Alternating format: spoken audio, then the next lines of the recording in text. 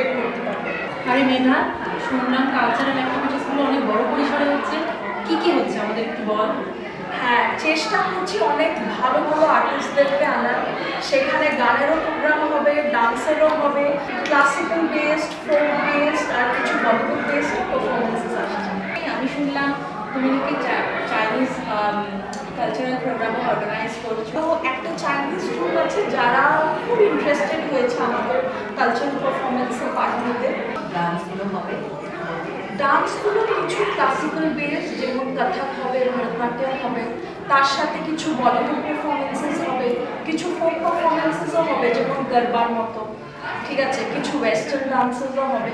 তো একটা খুব ভালো mix of different genres of dance. Yes, absolutely absolutely. হ্যাঁ, বিসর্জন দিয়ে আমরা অফকোর্স শেষ করবো। আর বিসর্জনের নাচ না হলে তো হয় না, তাই না? তো আমাদের একদম ভাসানের নাচ, বিসর্জনের নাচ সবার জন্য থাকবে। আর আমরা কেউ যাতে লজ্জা করে না থাকি একদম সাইডে দাঁড়িয়ে, আমাদের নিজের এনজয়মেন্ট নিজের কাছে, তাই না? আচ্ছা মেধা, আমার একটা প্রশ্ন ছিল। হ্যাঁ, পুজো মানে তো সব থেকে আনন্দ কচি কাচারি। ওদেরকে ইনভলভ করার জন্য আমরা কি করছি? কচি কাচাদের জন্য কিন্তু একটা ভালো প্লে এরিয়া আছে, সেটা সব জায়গায় নাও থাকতে পারে, কিন্তু আমাদের ভেন্যুতে কিন্তু আছে।